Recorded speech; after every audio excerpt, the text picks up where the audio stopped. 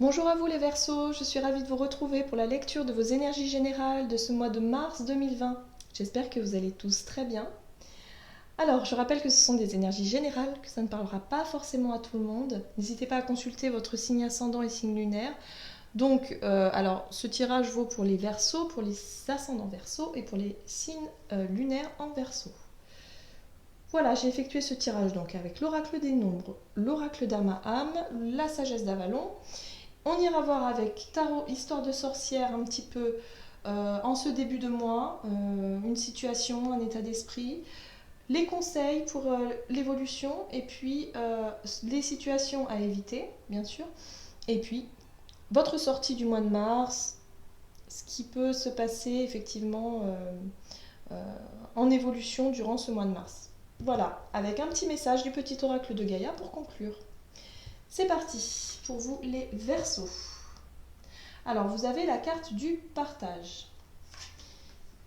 Ok, vous avez la carte de l'été.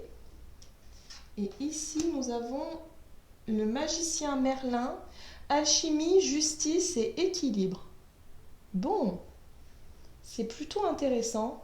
Alors, la carte du partage, pour moi, ici, me parle d'ouverture. Il y a vraiment une ouverture qui peut être vraiment effective pour ce mois de mars pour vous. Il y a vraiment quelque chose qui s'ouvre, en tout cas vers les autres. Il y a comme une forme ouais, de partage, mais pas seulement avec une personne, c'est vraiment avec les autres. Voilà, c'est l'ouverture. En plus, avec la carte de l'été juste à côté, on nous parle ici d'épanouissement, d'expansion, de vouloir vraiment rayonner autour de vous. Donc on est vraiment dans cette énergie de vouloir en tout cas... de vouloir briller, de vouloir rayonner, de vouloir faire de votre mieux, d'être vraiment sous votre meilleur jour ici. Avec la carte du magicien Merlin, il y a une forme d'équilibre qui est retrouvée. Il y a un travail peut-être sur cette notion de justice ou d'équilibre. Peut-être aussi avec l'alchimie, on peut parler de transmuter quelque chose. Donc on va aller voir un petit peu. Alors votre état d'esprit en ce début de mois, ou du moins la situation. Ok, donc ici avec la 5 d'épée, on parle effectivement de conflits, de disputes. Il y a eu des choses qui se sont passées qui vous ont blessé. Avec la 3 d'épée, on voit très bien la blessure. Il y a une forme d'amertume, il y a quelque chose qui en ressort. Avec les amoureux, ça peut très bien être dans une relation amoureuse, un- ou alors une relation vraiment très importante pour vous. Il y a quelque chose qui s'est... alors, je dirais pas détruit, mais il y a quelque chose qui a vraiment fait mal. Voilà, donc peut-être dans ce que vous vivez actuellement ou dans ce que vous avez vécu il y a quelques temps en arrière, il y a vraiment cette dispute, ce conflit, quelque chose qui vous a blessé, en rapport peut-être avec une personne, un couple ou une personne. Il y a vraiment quelque chose comme ça qui ressort très fortement. Donc j'espère que ça va vous parler. Il y a une forme de dualité intérieure aussi chez vous. Et c'est pour ça qu'on parle ici d'alchimie et de rééquilibrage parce que la carte des amoureux ici me fait penser aussi au fait de voir les choses positivement un jour et puis le lendemain vous allez être très négatif sur la situation. Vous voyez, peut-être de la colère, de l'amertume, il y a quelque chose comme ça qui peut prendre le dessus parfois. Et puis parfois il y a le sentiment de tristesse aussi qui peut être là. Et en même temps, le fait de bien prendre les... Enfin je sais pas, il y a une forme de... Un coup oui, un coup non, vous voyez. Ok, donc avec le magicien, il y a l'idée effectivement de retrouver une forme d'équilibre, d'apaiser les choses pour ce mois de mars et surtout d'être dans votre plein épanouissement, plein enracinement. On a un arbre magnifique, il y a l'épanouissement qui est là et surtout le partage aux autres, l'ouverture. Voilà, vous retrouvez une forme d'ouverture. On va voir un petit peu quels sont pour vous les conseils pour arriver justement à vous ouvrir et à être vraiment pleinement vous-même. Alors pour ce mois de mars, nous avons l'As de bâton, la reine de pentacle et le 8 de pentacle. Ok. Donc l'As de bâton nous parle effectivement, on vous conseille de vous focaliser sur ce qui vous plaît. Il y a peut-être quelque chose que vous avez découvert récemment ou quelque chose qui vous passionne depuis un certain temps, c'est possible aussi. Une activité, un domaine, quelque chose, que ce soit la musique, l'art, l'écriture, que ce soit le sport, peu importe, il y a quelque chose qui vous passionne, mais vraiment. On vous demande ici de vous concentrer sur votre propre richesse, ce que vous avez pu, sur vos expériences en fait, ce que vous avez pu apprendre de la vie d'une manière générale et qui fait de vous quelqu'un de riche en fait. Vous avez vraiment quelque chose, vos propres valeurs, vos propres... En même temps, il y a une forme de sérénité, hein. La reine de Pentacle, c'est quelqu'un qui est très serein. Elle est assise, elle est dans son confort, elle se sent sécurisée, il n'y a aucun problème. Elle est posée, ancrée, il n'y a pas de souci. Et là, on vous dit que vous avez de vous concentrer sur vos richesses intérieures pour pouvoir exprimer une forme de créativité ici avec l'as de bâton. Il y a quelque chose que vous pouvez... vous savez de quoi, en fait, vous devez savoir de quoi je parle, parce que c'est vraiment une passion pour vous. Et là, on vous demande de travailler dessus, de ne pas avoir peur, de fournir tous les efforts nécessaires pour cheminer, pour vous concentrer sur cette passion-là. Allez-y, on vous encourage à le faire, vraiment. Parce que la 8 de Pentacle, c'est vraiment le travail, les efforts qui sont mis au quotidien, vraiment, et d'y aller avec le sourire et passion ici, hein. Surtout, il faut que ça vous parle, hein. Alors, quelles sont les situations à éviter pour vous?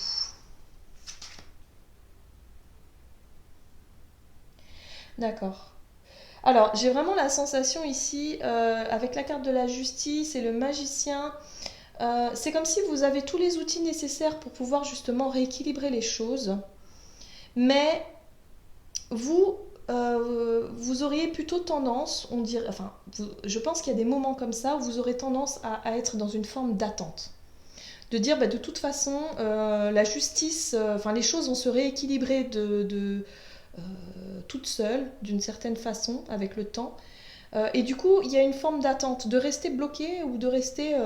voilà, j'attends que justice se fasse, j'attends qu'il y ait quelque chose qui se rééquilibre tout seul. Or, on vous a plutôt conseillé d'être dans l'action, d'être vraiment dans une forme de vous concentrer sur ce qui vous plaît, de ce qui vous parle, un projet, quelque chose de nouveau avec l'as de bâton, c'est vraiment une nouvelle passion, quelque chose qui vous... Voilà. On vous demande vraiment de vous concentrer là-dessus et de faire des efforts en ce sens. Alors on n'oublie pas qu'on est quand même dans le partage, l'ouverture aux autres, hein, parce qu'il y a quelque chose comme ça avec ce feu intérieur, avec le fait de découvrir peut-être une passion pour certains, va vous épanouir. Il y a une forme d'épanouissement, de rayonnement chez vous. Il y a un équilibre qui peut être retrouvé si vraiment vous ne restez pas passif. La passivité n'est pas pour vous pour ce mois de mars, pour vous les Verseaux, hein. Ok, alors ici, oh, vous sortez. Alors, ici, vous sortez de ce mois de mars avec l'énergie de la 9 de coupe, la roue de la fortune et le jugement. Donc là, c'est clair.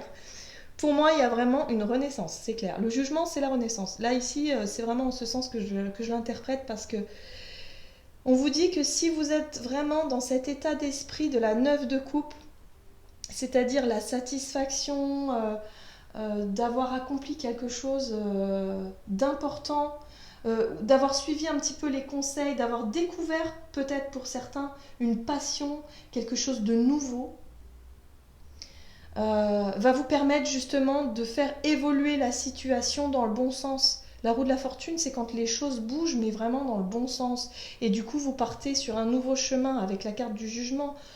C'est une révélation, quoi. Vous vous révélez à vous-même. Il y a quelque chose comme ça, quoi. C'est très fort.